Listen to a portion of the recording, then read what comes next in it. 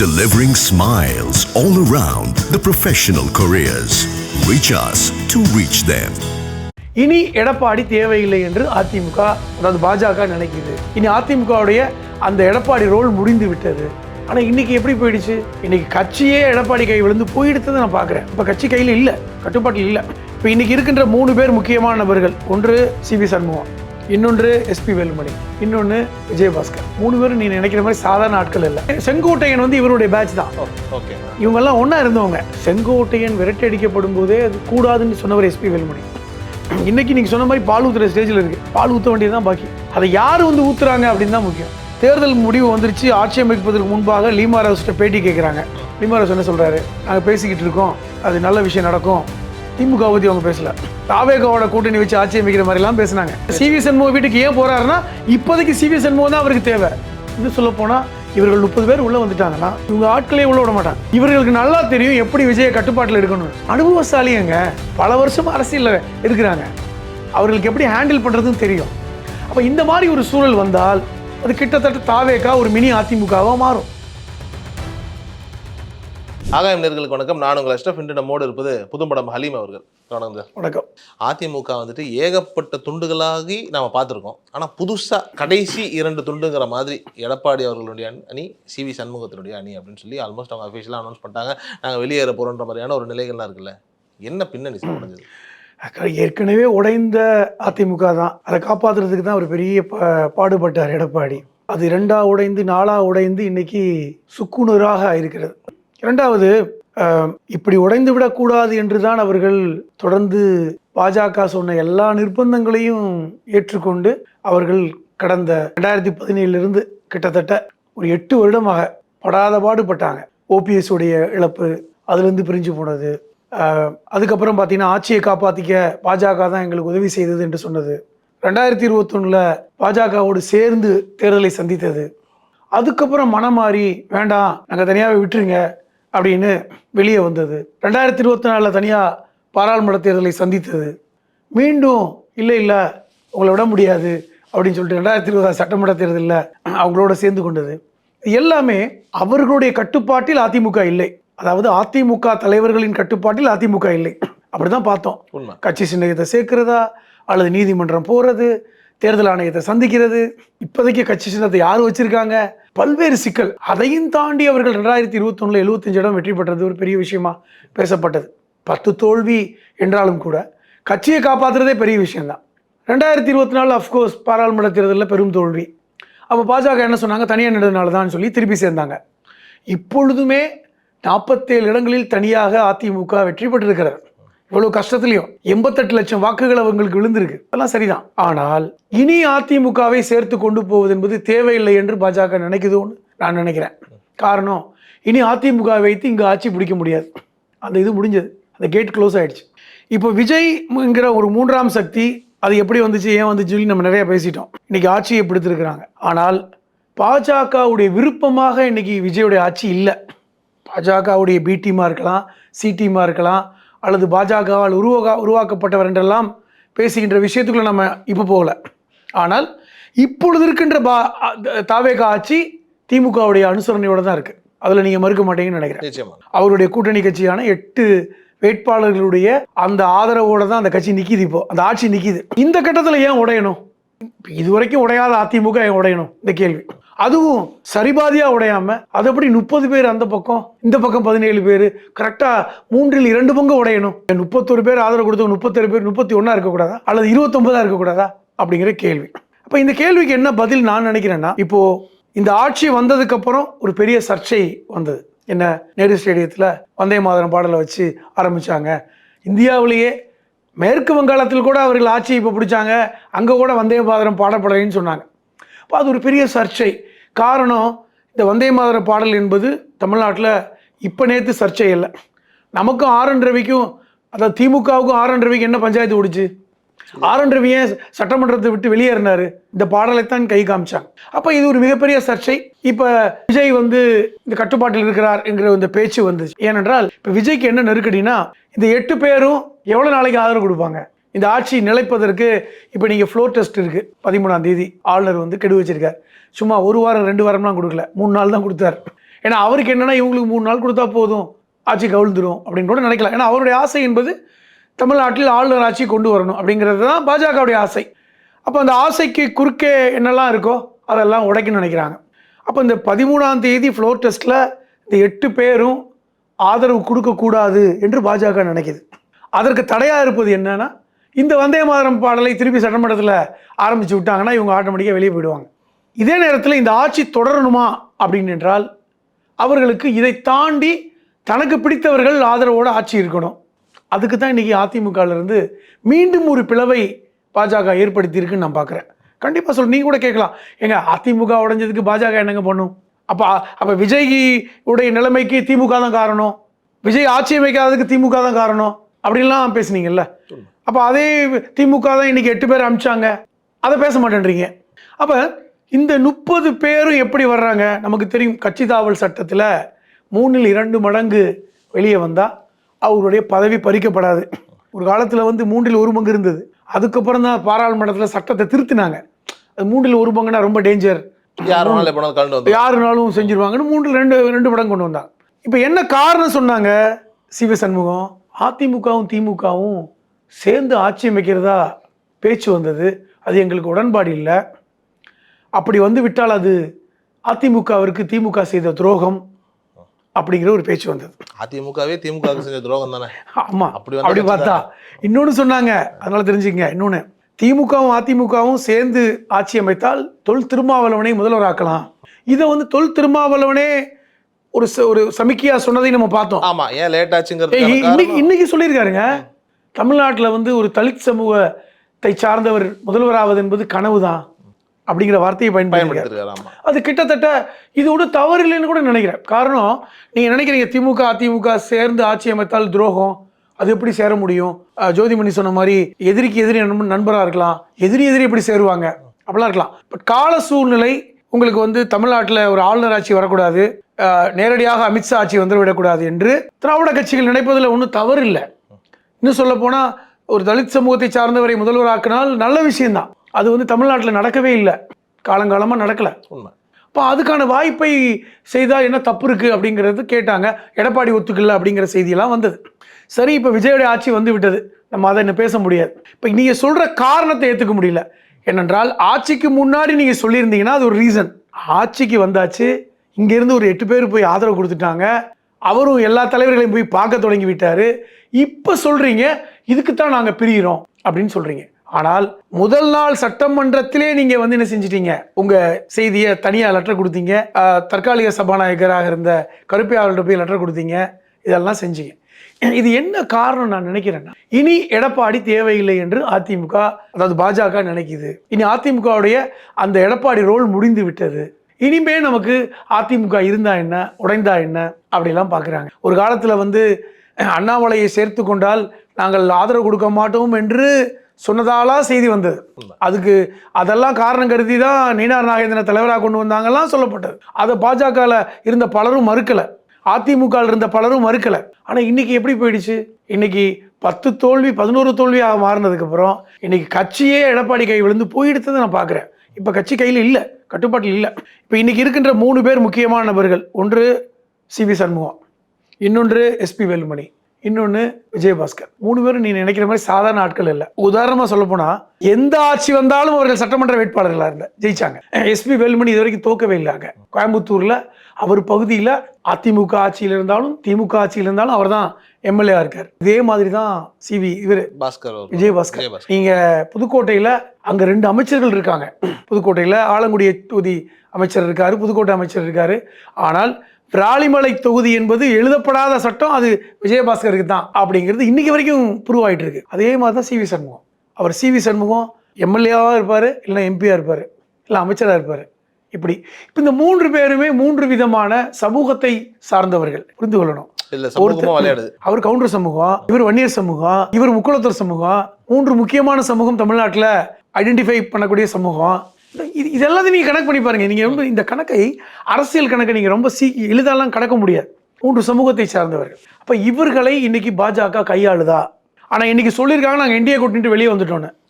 அவங்கள பொறுத்தவரை என்டிஏ கூட்டணியில் இருந்தா என்ன, வெளியே வந்தா என்ன, இருக்கிற ஒருத்தர் சொல்லப்போனால் இப்போ அந்த ஒருத்தரை வச்சு தான் ஒன்றும் நடக்க போகிறது இல்லை.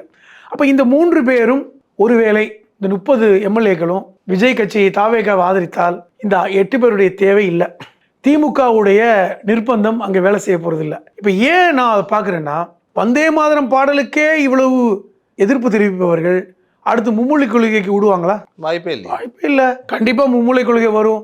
உங்களுக்கு மும்மொழி கொள்கையில் ஆதரவு கொடுத்தா 2000 ரூபா 2150 கோடி கிடைக்க போகுது. இதெல்லாம் வந்து கை காமிப்பாங்க. அதுக்கு இவங்க 8 பேரும் ஒத்துழைப்பு கொடுக்க மாட்டாங்க. டீலிமிட்டேஷனுக்கு என்ன விடுவாங்களா? விட மாட்டாங்க. தமிழகம் சார்ந்த, தமிழ்நாடு சார்ந்த, நலன் சார்ந்த விஷயங்களுக்கு எதிராக இருக்கின்ற எந்த விஷயத்துக்கும் ஒத்துக்க மாட்டாங்க. அப்போ அது பாஜகவுக்கு எதிரான விஷயம்தான். அதே நேரத்தில் இந்த 30 பேர் உள்ளே வந்தாங்கன்னா ஏற்கனவே அவங்க கூட இருந்தவங்க தானே, ஒன்றும் புதுசாக அவங்களுக்கு எஜுகேட் பண்ண தேவையில்லை. இப்போ சிவி சண்முகம் ஏற்கனவே அமித்ஷாவை பார்த்துருக்காரு. விஜயபாஸ்கர் மேலே குட்கா ஊழல் வழக்கு இன்ன வரைக்கும் இருக்குது. இன்ன வரைக்கும் அது எப்போ வேணாலும் வெடிக்கும். எஸ்பி வேலுமணி மேலே உள்ளாட்சி சம்பந்தமான வழக்கு, அதாவது விளக்குமாறிலிருந்து அந்த சாதாரண பொருள்கள் கூட பார்த்திங்கன்னா 10 மடங்கு விலை வைத்துலாம் விற்றாருன்னு சொல்லி ஒரு வழக்கு இருக்குது. 2000 கோடி ரூபா வழக்கு இருக்குது. இதெல்லாம் ஏற்கனவே கையாண்டு கொண்டிருக்கிறார்கள். இன்றைக்கி வரைக்கும் குட்கா வழக்கு எடுக்கப்படலை. எஸ்பி வேலுமணி மேலே எந்த இதுவும் இல்லை. இப்போ சிவி சண்முகம் அதாவது ஒன்றியத்துடைய அனுசரணை கேட்டுக்கிட்டு இருக்காரு. இப்போ இப்படி இருக்கிற இடத்துல எடப்பாடி முக்கியமா பாஜக முக்கியமா உங்களுக்கு? ஒன்று இது ஒரு இருக்குது. இன்னொரு அண்டர்ஸ்டாண்டிங் இருக்குது. நான் என்ன பார்க்குறேன், இந்த 3 பேரை விட எடப்பாடி பெட்டர்னு நினைக்கிறேன். காரணம், ஓரளவிற்கு எடப்பாடி பாஜக எதிர்ப்பு முனையில் இருந்தார். நீங்கள் இந்த இருமொழி கொள்கை விஷயத்தில் எடப்பாடி நாங்கள் பேரறிஞர் அண்ணா சொன்னதை மீற மாட்டோன்னு சொன்னார். டீலிமிட்டேஷன் விஷயத்தில் வாய் திறக்கல தான். ஆனாலும் மாநில சுயாட்சி சார்ந்த விஷயங்கள் எடப்பாடிக்கு கொஞ்சம் பாஜக மேலே எதிர்ப்பு இருந்தது. ஆனால் இந்த 3 பேர் எப்படி பண்ணுவாங்கன்னு தெரியாது. இந்த 3 பேருக்கும் இப்பொழுது அமைச்சர் பதவி தேவை. ஏன் நான் நினைக்கிறேன்னா, செங்கோட்டையன் வந்து இவருடைய பேட்ச் தான். இவங்கெல்லாம் ஒன்றா இருந்தவங்க. சொல்லப்போனால் இவருக்கு சீனியர் செங்கோட்டையன்.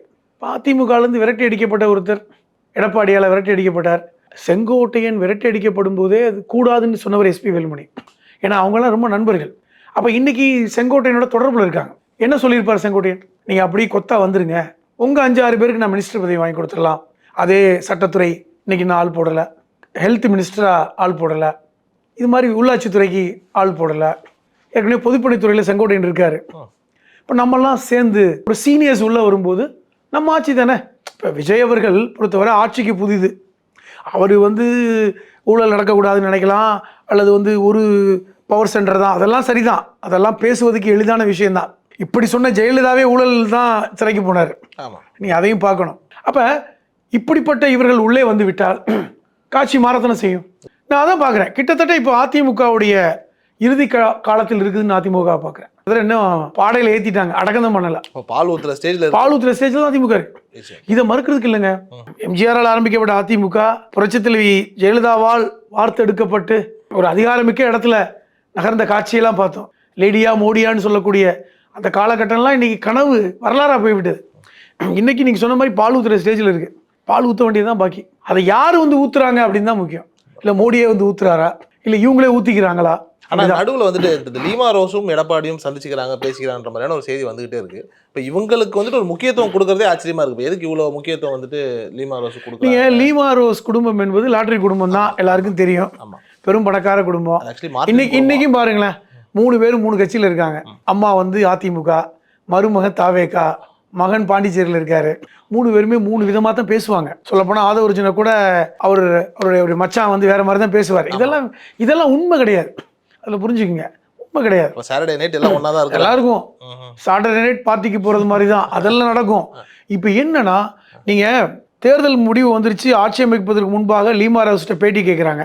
லீமா ரோஸ் என்ன சொல்கிறாரு? நாங்கள் பேசிக்கிட்டு இருக்கோம், அது நல்ல விஷயம் நடக்கும். திமுக பற்றி அவங்க பேசலை, தாவேகாவோட கூட்டணி வச்சு ஆட்சி அமைக்கிற மாதிரிலாம் பேசினாங்க. அதெல்லாம் பார்த்தாங்க. 2வது, இந்த 8 பேரை வந்து கொண்டு வந்து இங்கே சேர்த்தது வந்து ஆதவர்ஜுனுடைய பின்புலம்லாம் பெருசாக இல்லை. தாவேகால இவரில் பிசிகாட்ட பேசினாரு, என்னுடைய குருநாதர் ஒத்துக்கிட்டாருன்னு சொல்லி கடைசி கடிதம் தான் வாங்க போனார். ஆனால் ஆதவர்ஜுனுடைய பேச்சு எல்லாமே யாரோடு இருந்தது என்றால் எஸ்பி வேலுமணியோடும் தங்கமணியோடும் இந்த சிவி சண்முகத்தோடு தான் இருந்தது. ஏன்னா அவருக்கு பெரிய முக்கியம் என்னென்னா, இவங்க என்னைக்கு வேணாலும் கால் வாரி விடுவாங்க. உங்களுக்கு திமுகவுடைய கூட்டணி கட்சிகள் வந்து கொள்கை கூட்டணியாக இருந்தவங்க, ஸ்ட்ராங்காக இருந்தவங்க, அவங்க ஆட்சி அமைப்பதற்கு ஆதரவு கொடுக்குறாங்கன்னா ஆளுநர் ஆட்சி வந்துவிடக்கூடாதுன்னு ஒரே காரணம் தான்.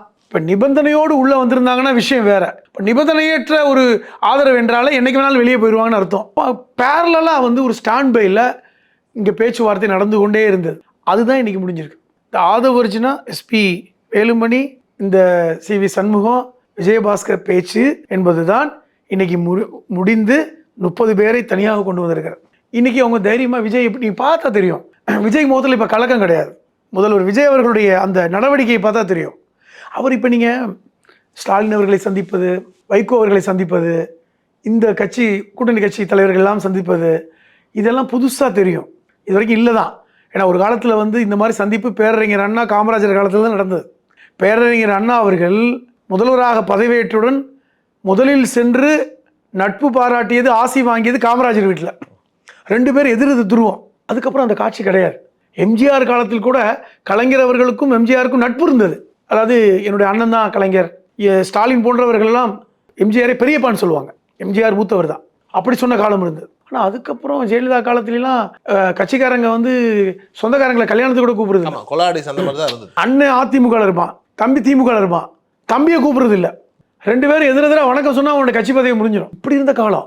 ஜெயலலிதா வீட்டுக்கு கலைஞர் போனதில்லை, கலைஞர் வீட்டுக்கு ஜெயலலிதா வந்ததில்லை. இது ஒரு காலம். அப்போ இப்படிப்பட்ட காலம் மாறி இன்னைக்கு வந்து சந்திக்கிறாங்கன்னா அதுக்கு காரணம் நான் ஸ்டாலின் தான் சொல்லுவேன். நீ கவனிச்சு பாருங்க. ஸ்டாலின் முதல்வராக வந்ததுக்கப்புறம் கொள்கை எதிரியை கூட போய் சந்திச்சாரா? எங்க ஹெச் ராஜாவை பார்க்க ஹாஸ்பிட்டலுக்கு போனார. ஹெச் ராஜாவை விடவா கொள்கை எதிரி உங்களுக்கு இருக்க முடியும்? திமுகவுக்கு சனாதன ஒழிப்புக்கு முக்கியத்துவம் கொடுக்கின்ற உதயநிதி இத்தனை வார்த்தை பேசினதுக்கு அப்புறமும் ஹெச் ராஜாவை போய் மருத்துவமனையில் அப்போலோ ஹாஸ்பிட்டலில் போய் பார்க்கறது என்பது அரசியல் நாகரத்தின் உச்சகட்டம். எல் கணேசன் வீட்டு திருமண வீட்டுக்கு போனார் ஸ்டாலின் அவர்கள். சீமானுடைய வீட்டில் இறப்பு ஏற்பட்டதுக்கு போது நலம் விசாரித்தார்னு சொல்லி சீமானே சொன்னார். அவருடைய வீட்டில் வந்து ஒரு துக்கம் ஏற்பட்ட போது, உடல்நிலை சரியில்லாத போது சீமானை விசாரித்தாரு சொன்னார். இந்த நாகரிகத்தை உண்டாக்குனது ஸ்டாலின். இன்னைக்கு விஜய் செய்தது கொஞ்சம் உச்சகட்டம், போய் சந்தித்தது அடுத்த கட்டம். ஆனால் நான் என்ன கேட்கிறேன்னா, இதை கூட பார்த்தீங்கன்னா ஒரு பயமா இருக்கு, எனக்கு அச்சத்தை கொடுக்குது. எந்த மாதிரி எப்படின்னா, இப்போ நீங்க பதவியேற்பு விழாவே ஒரு ஆடியோ லான்ச் மாதிரி பண்ணீங்க. கிட்டத்தட்ட இது இது இது பலருக்கும் தெரிஞ்சிருக்கும். எங்கள் நேரு ஸ்டேடியத்தில் பதவியேற்பு விழாவை பார்த்தா அது பதவியேற்பு விழா இல்லாமல் ஒரு சினிமா விழாவாக ஒரு ஆடியோ லான்ச் மாதிரி நீங்கள் பேசுனீங்க. அந்த விதம், உங்களுடைய பாடி லாங்குவேஜ் எல்லாமே அது ஒரு நிச்சயமாக வந்து ஜனநாயகத்தின் மேல் நம்பிக்கை உள்ளவங்க, நடுநிலையாக இருக்கவங்களுக்கு அச்சத்தை ஏற்படுத்துச்சு. இன்றைக்கும் ஒவ்வொரு கட்டமும் நீங்கள் போய் பார்க்குறீங்க. இது நல்லதாக நடந்தால் சந்தோஷம். இவர் நீங்கள் முன்னாள் முதல்வரை பார்த்தீங்க, எதிர்கட்சி தலைவர் போய் கட்டி தழுவுறீங்க, அதெல்லாம் நல்ல விஷயம்தான். இன்னும் சொல்ல போனால் ஒரு எம்எல்ஏ கூட இருக்காத சீமான் வீட்டுக்குலாம் போகிறீங்க, ஆனால் எடப்பாடி வீட்டுக்கு போகல. ஆனால் போக போறாருன்ற மாதிரி ஒரு தெரியாது. சிவி சண்முகம் வீட்டுக்கு போறாருன்ற மாதிரி. ஏன்னா சிவி சண்முகம் வீட்டுக்கு ஏன் போறாருன்னா, இப்போதைக்கு சிவி சண்முகம் தான் அவருக்கு தேவை. இல்லை, ஆனால் இப்போ சிவி சண்முகம் வீட்டுக்கு போயிட்டு எடப்பாடி அவர்கள் வீட்டுக்கு போகலன்னா அதே ஒரு முரணான ஒரு தாட் வந்து கிட்டத்தட்ட வந்துருமுங்க.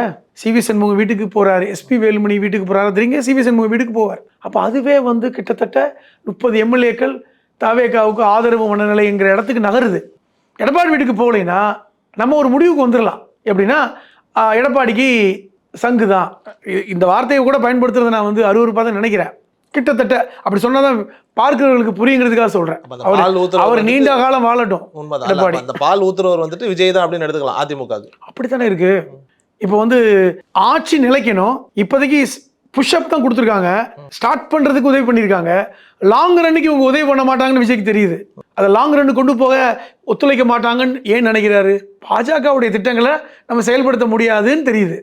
அப்போ உங்களுக்கு அந்த 30 பேர் இவங்களே போதும் என்றால் நீங்கள் இந்த அவர்களுடைய எதிர்மனநிலையில் உறுதியாக இருக்கீங்கன்னு நம்ம எடுத்துக்க முடியும். இல்லை, இவர்களை வச்சு கொண்டு போக முடியாது, நெருக்கடி, ஒவ்வொரு விஷயத்துக்கும் பயப்படணும் அப்படின்னா நீங்கள் சிவி சண்முகம் போன்றவர்கள் உங்களுக்கு பிரச்சனை கிடையாது. அவர்களுக்கு நீங்கள் பொறுப்புகளை கொடுத்து விட்டால் அவர்களுக்கு தெரியுங்க. அவர்கள் ஜெயலலிதாவோடு எப்படி பயணப்பட்டார்களோ உங்களோட அதை பயணப்பட போகிறாங்க. அவர்களுக்கு ஒன்றும் நீங்கள் பணிஞ்சு வணங்குவதில் அவர்களுக்கு புதுசாக நீங்கள் கற்றுக் கொடுக்க வேண்டியதில்லை. இல்லை, ஆனால் விஜய்க்குன்னு ஒரு கண்ட்ரோல் இருக்குல்ல, அந்த கண்ட்ரோல் வந்துட்டு அவருடைய 107 எம்எல்ஏக்கள் கிட்ட இருக்கக்கூடிய அந்த கண்ட்ரோல் எல்லாமே வந்துட்டு அவர் சார்ந்த மனிதர்கள், அவருடைய ரசிகர் மன்றத்தில் இருந்தவங்க எப்படியே வச்சுக்கோமே.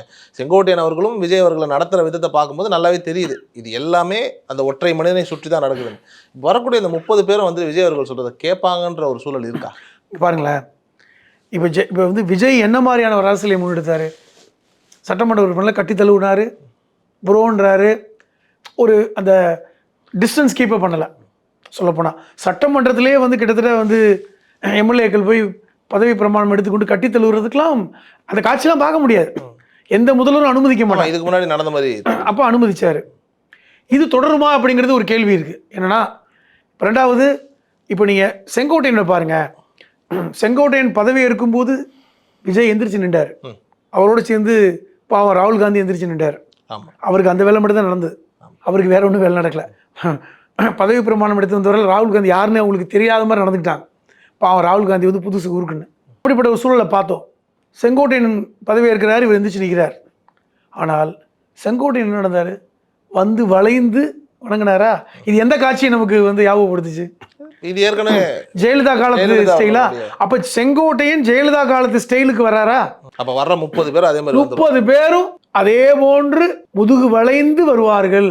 அப்படிதான் நான் பார்க்குறேன். இதே மாதிரி நடக்கும். வந்து கட்டிலாம் தழுவ மாட்டாங்க, அந்த காட்சியெல்லாம் வராது. அது ரசிகர்கள், என் தொண்டர்கள், என்னுடைய ப்ரோ கட்டி தழுவணும். இவங்கெல்லாம் அப்படி இல்லையே. இவங்க யாரும் ப்ரோ இல்லை, இவங்க யாரும் செல்லம் கிடையாது, இவங்க எல்லாமே அங்கிள்ஸ் தான், ஏற்கனவே பட்ட அனுபவத்தில் வர்றவங்க. இவங்கெல்லாம் இப்படி தான். இதற்கு வந்து ட்ரைனிங் கொடுக்குற வேலையை தான் செங்கோட்டையன் செய்ய போகிறார். ஓகே. ஆனால் செங்கோட்டையன் அவர்களை வந்துட்டு கண்ணத்தில் முத்தெல்லாம் கொடுக்குறாரு. ஆமாங்க, அவர் ஒரு சீனியர் பர்சன், அவர் தான் நமக்கு எல்லாம் வழிகாட்டுறாரு. அதுக்குமே குறைந்துடும் நான் நினைக்கிறேன். இனி போக போக தன்னை உருமாற்றிக் கொள்ளக்கூடிய வேலை செய்வாங்களாங்க. ஒரு டிரான்ஸ்ஃபார்மேஷன் நடக்கும்ல. நீ இதே விஜயை நீ எதிர்பார்க்குறீங்களா? ஜெயலலிதா ஆட்சிக்கு வந்த காலகட்டத்தில் இந்த ஜெயலலிதா மாதிரி அதுக்கப்புறம் இல்லை. ஜெயலலிதா ஆட்சியை பிடிக்கும் பொழுது ஜெயலலிதா எப்படி இருந்தார்? மென்மையானவராக இருந்தார். பலரும் செய்த துரோகம் அவரை கடினமாக்கியது. இது அவரே சொன்னது. ஆங்கில ஊடகத்துக்கு அவர் பேட்டி கொடுக்கும்போது சொன்னார், இங்கே இவ்வளோவே கடினமாக இருக்கேன்னு கேள்வி கேட்டாங்க. கரண் தப்பார் கேட்டாங்க. அதற்கு காரணம் நான் அல்ல, என்னை உருவாக்கியவர்கள்னு சொன்னார் ஜெயலலிதா. அதாவது என்னை உருவாக்கியவர்கள் என்னை கடினமாக்கினார்கள் அப்படின்னு. அப்போ இந்த கடினமான தன்மைக்கு விஜய் போனார்னா, இயல்பான விஷயம் விஜய் கடினமானவர் தான். மற்றபடி எல்லாமே அவருக்கு நடிக்க தெரியும். அவர் சிறந்த நடிகர் தான். அவருக்கு இன்னும் புதுசாக கற்றுக்க வேண்டியதில்லை. மேடையில் ஆக்ரோஷமாக பேசுகிறவர் ஏன் பம்மியும் பேசுகிறாரு, அவருக்கு தெரியுது. அப்போ தன்னை கடினமாக்கி விடுவார்கள் என்று விஜய்க்கு தெரியலாம். இன்னும் சொல்லப்போனால் இவர்கள் 30 பேர் உள்ளே வந்துட்டாங்கன்னா இவங்க ஆட்களே உள்ளே விட மாட்டாங்க.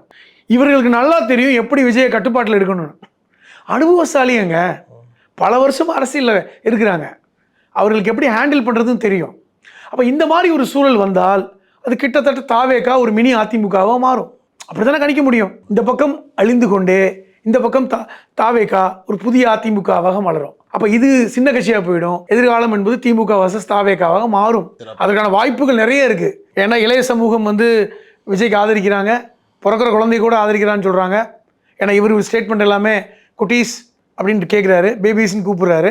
அப்போ இனி எல்லாம் அடுத்த ஜென்ரேஷனுமே இந்த ஜென்சிக்கு அப்புறம் என்ன ஒரு ஜென்ரேஷன் வரப்போகுதுன்னு தெரியல. ஜென் பீட்டா எல்லாம் வரும்ல, எல்லாருமே எங்களுக்கு தான் அப்படிங்கும்போது இவர்கள் இயல்பாகவே என்ன செய்வாங்க, ஆட்சி அதிகாரத்தில் வாழ்ந்த அவருடைய வாழ்வை எப்படி வந்து விட்டு கொடுப்பாங்க?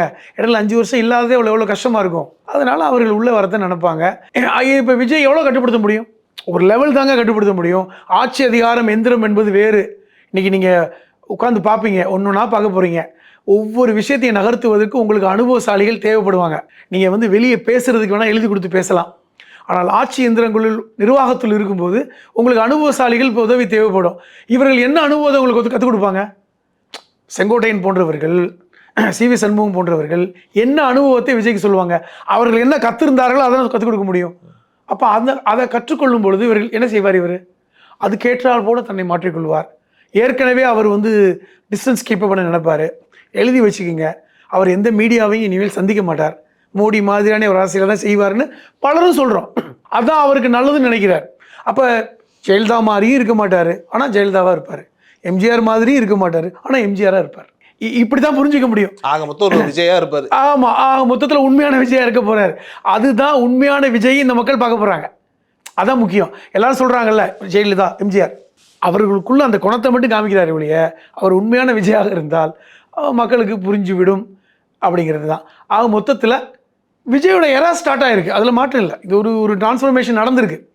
ஆனால் அதிமுக அழிந்து தாவேக்காங்கிற ஒரு கட்சி தன்னை வந்து பெரிய அளவில் கொண்டுட்டு போகும் அப்படிங்கிறதையும் நம்ம அனுமானிக்க முடியாது. உண்மைதான். ஆனால் இஸ்லாமியர்களை பொறுத்த வரைக்கும் விஜய்க்கு பெருசாக ஆதரவு இல்லாத மாதிரியான ஒரு சூழல் ஒன்று இருந்துகிட்டே இருந்ததில்ல எலெக்ஷனுக்கு முன்னாடி. இப்போ IUML போய் விஜய் சந்திக்கிறாரு. இப்போ அவங்களே வந்துட்டு விஜய்க்கு ஏகப்பட்ட குழப்பம் பண்ணாங்க. முதல்ல ஆதரவு கொடுக்குறேன்னாங்க, அப்புறம் கொடுக்கலன்னாங்க, திருப்பி கொடுத்தாங்கன்ற மாதிரியான சூழல் இருக்கு. இதை தாண்டியும் விஜய் போய் சந்திக்கிறாருங்கிறது வந்துட்டு இது நம்ம அரசியல் மாண்பா? அடிப்படையில் ஒரு விஷயம் புரிஞ்சுக்கங்க, இந்த தேர்தலில் இஸ்லாமியர்கள் விஜயை பெரிதாக ஆதரிக்கவில்லை. என்னன்னா ஜெயித்த வெற்றி பெற்ற இடங்களில் பார்த்தால் நீங்கள் எடுத்து பாருங்க, திமுக கூட்டணி வெற்றி பெற்ற இடங்களில் பெரும்பாலானவை இஸ்லாமியர்கள் பெரும்பான்மையாக வாழ்கின்றவர். கோட்டையிலிருந்து நம்ம ட்ரிப்ளிகன்லேருந்து பாருங்கள், சேப்பாக்க தொகுதியிலேருந்து பாருங்கள், பக்கத்தில் துறைமுக தொகுதியிலேருந்து பாருங்கள், ராமநாதபுரம் தொகுதி வரைக்கும் வாங்க, பெரும்பாலும் இஸ்லாமியர்கள் வாழக்கூடிய பகுதிகள்.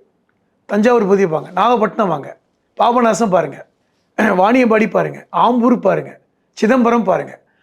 இப்படி இஸ்லாமியர்கள் அதிகமாக வாழக்கூடிய பகுதிகளில், பாளையங்கோட்டை பாருங்கள், பகுதிகளில் திமுக கூட்டணி வெற்றி பெற்றிருக்காரு. அப்போ இஸ்லாமியர்கள் பெரிதாக ஆதரிக்கல. இன்னொன்று தெரிஞ்சுங்க, 10 வேட்பாளர்களை நிறுத்தியதில் 6 வேட்பாளர்கள் தோல்வியை தான் தழுவியிருக்காங்க. ராமநாதபுரத்தில் இஸ்லாமியர் வேட்பாளரை நிறுத்திய ஒரே கட்சி தாவேகா தான்.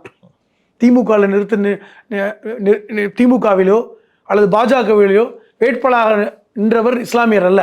ஆனால் ராமநாதபுரம் தொகுதியில் 25 விழுக்காடு சிறுபான்மை இஸ்லாமிய முஸ்லீம்கள் இருக்காங்க. ஆனால் அங்கு ஒரு இஸ்லாமியர் தோற்கடிக்கப்பட்டிருக்கார். இதை விட என்ன வேணும்? டாக்டர், அவர் ஒரு டாக்டருங்க, டாக்டர் ஷாகுல் ஹமீத், அவர் தோற்கடிக்கப்பட்டிருக்காரு. அப்ப பெரும்பான்மையாக இஸ்லாமியர் இருக்கின்ற பகுதியில் இஸ்லாமியர் தாவேகாவில் போட்டியிட்டவர் தோற்கடிக்கப்பட்டிருக்கிறார். வெற்றி பெற்றவர் ஒன்று இஸ்லாமியர் அல்ல, அவர் முக்குளத்தூர் சமூகத்தை தாங்க முத்துராமலிங்கம். அப்ப இதை எப்படி பாக்குறீங்க? இப்ப இது எல்லாம் முக்கியமானது. சிறுபான்மை மக்களுடைய ஆதரவில் தான் திமுக இத்தனை இடங்களை வென்றிருக்கிறது. அது முக்கியமானது, எல்லாரும் சொன்ன மாதிரி அல்ல. அது ஒன்று. இரண்டாவது, இது விஜய்க்கு தெரியாதுன்னு நினைக்காது, நல்லா தெரியும். இன்னைக்கு ஐயுமல் ஆதரவு கொடுத்துருக்காங்க. அவங்களும் எப்படி ஆதரவு கொடுத்தாங்க? ஃபர்ஸ்ட் கொடுத்தாங்க, அப்புறம் பின்னாடி மாட்டேன்னாங்க, மறுபடியுமே கொடுத்தாங்க. ஸ்டாலின் சொன்னா கொடுக்குறோன்னே வெளிப்படையாக சொன்னார். அப்போ அவருடைய ஆதரவு என்பது ஸ்டாலின் சொன்னனால வந்த ஆதரவு. மீது இருக்கின்றவருடைய ஆதரவும் அப்படித்தானே இருந்திருக்க முடியும். அப்படிதான். அப்போ இது வெளிப்படையாக நமக்கு தெரிந்தது. இப்போ இவர் ஏன் போய் பார்க்குறாருன்னா, சிறுபான்மை மக்களும் நமக்கு ஆதரவு எதிர்காலத்தில் கொடுக்கணும், வேணும், நான் சிறுபான்மை மக்களுக்கு எதிரானவர் அல்ல. அது உண்மை. ஒரு விஷயத்தை புரிஞ்சுக்கணும், என்ன, தமிழக அரசியல் வரலாற்றில் சிறுபான்மை சமூகத்தை சார்ந்த ஒருத்தர் கூட முதலமைச்சராக பதவியேற்றதில்லை. இப்போ சிறுபான்மை மக்களுடைய ஆதரவு வேண்டும் அப்படின்னு விஜய் நினைப்பதில் ஒன்றும் இயல்பான ஒரு விஷயம்தான். என்ன சொல்லப்போனால், நான் சொன்ன மாதிரி ஒரு சிறுபான்மை சமூகத்தை சார்ந்த ஒருத்தர் முதலமைச்சராக ஆனதே இல்லை. ஜோசப் விஜய் என்கிற ஒரு சிறுபான்மை சமூகத்தை சார்ந்த ஒருத்தர் முதலமைச்சராக இருக்கார், அதுவும் மறுக்க முடியாது. அதே நேரத்தில் இஸ்லாமிய மக்களுக்கு விஜய் திமுகவை விட பாதுகாப்பாக இருப்பார் என்கிற நம்பிக்கை குறைபாடு இஸ்லாமிய சமூகத்தில் இருக்கு. உண்மை. குடியுரிமை திருத்த சட்டத்தை முழுமையாக எதிர்த்தவர்கள் திமுகவினர், ஆதரித்தது அதிமுக. டீலிமிட்டேஷன்லிருந்து, அதே மாதிரி முத்தலாக் சட்டத்திலிருந்து, பல்வேறு இஸ்லாமியர்களுக்கு எதிரான புதிய வக்குப்பு திருத்த சட்டத்திலிருந்து அனைத்தையும் எதிர்த்தவர்கள் திமுகவினர். திருப்பரங்குன்ற விஷயத்தில் இஸ்லாமியர்கள் பக்கம் நின்றவர் ஸ்டாலின். அது இஸ்லாமியர்கள் தலையிடலை, இஸ்லாமியர்களுக்கு அதுக்கு சம்பந்தம் இல்லை. இருந்தாலும் அங்கே தர்காவில் பிரச்சனை வந்துடக்கூடாது அப்படின்னு சொன்னவர் ஸ்டாலின். இப்படி பல்வேறு விஷயங்கள். ஹஜ் கமிட்டிக்கு தனி கட்டடமே கடைசி நேரத்தில் அடிக்கல் நாட்டிட்டு போனார். அப்போ இந்த நம்பிக்கை குறைபாடு இருக்குது, பயம் இருக்குது. விஜய் எங்கே பாஜக பக்கம் போயிடுவாருங்கிற அச்சம் இருக்குது. அதுதான் காரணம். அந்த அச்சத்தை போக்க வேண்டியது விஜயோட கடமை. அதனால அதனுடைய முதல் படியாக ஐயுமல்ல சந்திக்கிறார். ஏன்னா அவர்கள் ஆதரவு கடன் கொடுத்துருக்காங்க, 2 எம்எல்ஏக்கள் அவர் ஆட்சியை பார்த்துக்கிட்டு இருக்காங்க. அதன் காரணமாக இன்னைக்கு எல்லா கட்சிகளையும் போன்று பார்க்கிறான்னு தான் நான் பார்க்குறேன். இது எல்லாமே வருகின்ற காலங்களில் விஜய் செயல்படுத்தக்கூடிய செயல்பாடுகளை பொறுத்து தான். இது எல்லாமே நீங்கள் இப்போ வச்சு பேசுகிற ட்ரைலரை வச்சுலாம் முடிவு பண்ண முடியாது. எப்படி இருக்க போகிறாரு, எப்படி செயல்படுத்த போகிறாரு, ரெண்டாவது அவருடைய அந்த கொள்கை எப்படி வெளிப்படுத்த போகுது. பாஜகவை அனுசரித்து அவர் கொள்கை வெளிப்படுதா, பாஜகவுடைய சட்டங்களை இவர் ஒப்புக்கொள்கிறாரா, குறைந்தபட்சம் பாஜகவை எதிர்த்து குரல் கொடுப்பாரா? நான் ஏன் கேட்குறேன், ஒரே விஷயம் திருப்பி சொல்கிறேன். மகாராஷ்டிராவில் 5 விழுக்காடு முஸ்லீம்களுக்கான தனி இடஒதுக்கீடை சமீபத்தில் மகாராஷ்டிராவுடைய பாஜக அரசு நீக்கினாங்க. இன்னைக்கு வரைக்கும் விஜய் அவர்கள் அதற்கு எதிர்ப்பு தெரிவித்து சொல்லலை. இன்னைக்கு வரைக்கும் ஏற்கனவே பாஜக எங்கெல்லாம் நாங்கள் ஆட்சி செய்கிறோமோ அங்கெல்லாம் முஸ்லீம்களுக்கு இடஒதுக்கீடை நீக்குவோன்னு சொல்கிறாங்க. 3.5 விழுக்காடு இடஒதுக்கீடு தமிழகத்தில் இஸ்லாமியர்களுக்கு இருக்குது. இந்த இடஒதுக்கீடை நீக்குவதற்கான வேலையை பாஜக நிச்சயமாக செய்யும். இதுக்கு இவர் இடம் கொடுக்குறாரா? இதெல்லாம் ஒரு காரணிகள் தானே. இதற்கான விஷயங்கள் நம்ம பார்க்கணும்ல. அதே மாதிரி மாநிலம் உரிமை சார்ந்த டீலிமிட்டேஷனுக்கு இவர் எப்படி பதில் சொல்ல போறாரு? இப்போ மும்மொழி கொள்கைக்கு இவர் சைன் பண்றாரா? வந்தே மாதரம் பாடல் பாடித்தான் அரசு நிகழ்ச்சி நடக்குமா? இதெல்லாமே சிம்டம்ஸ், காரணிகள். நீங்கள் யார் என்பதை காண்பிப்பதற்கான காரணிகள். இப்போ இந்த காரணிகளை நீங்க வெளிப்படுத்துற விதத்தை பொறுத்து விஜய் என்பவர் யார், அவர் உண்மையிலே பாஜக ஆளா இல்ல பாஜகவை கொள்கை ரீதியாக எதிர்க்கிறவரா என்பதை நீங்க தான் நிரூபிக்கணும். அதற்கான காலம் வரும், ஒவ்வொரு நாளும் வரும். ஒவ்வொரு நிமிடமும் வரும். நீங்கள் நினைக்கிற மாதிரி பிரச்சாரத்தை முடிச்சுட்டு போகிற மாதிரி வீட்டுக்கு போக முடியாது. மக்கள் உங்களை இதை பார்த்துக்கிட்டே இருப்பாங்க. இதுக்கு என்ன பதில் சொல்கிறாரு, இதுக்கு என்ன பதில் சொல்கிறாரு. இப்போ 717 மதுக்கடைகளை மூடினேன்னு சொன்னார். அதில் பலதும் ஏற்கனவே மூடப்படுதுன்னு செய்தி வருது. ஸ்கூலுக்கு பதிலாக மூடிட்டாங்கன்னு. இது மாதிரி ஒன்றுனையும் இன்றைக்கி பார்க்குறாங்கல்ல. நீங்கள் எதையுமே போய் சொல்ல முடியாது. அப்போ இந்த செய்திகள் அடிப்படையில், செயல்பாடுகளின் அடிப்படையில் நீங்கள் உங்கள் மதிப்பீடு ஏறும் இறங்கும். இந்த கிராஃப் ஏறிக்கிட்டே இருக்கும், இறங்கிக்கிட்டே இருக்கும். அது ரொம்ப நாளைக்கெல்லாம் நிற்காது. அதிகபட்சம் 6 மாதம் நிற்கும். அதுக்குள் உங்களை நீங்கள் நிலைநிறுத்திக் கொண்டால் தான் ஆட்சி தொடரும். இல்லை என்றால் உங்களை பற்றிய பிம்பம் உடைந்து விடும். நிச்சயமா பொறுத்திருந்து பார்ப்போம் விஜய் அவர்கள் நிலைநிறுத்துறாரா இல்லை அப்படின்ட்டு. ரொம்ப நன்றி சார்.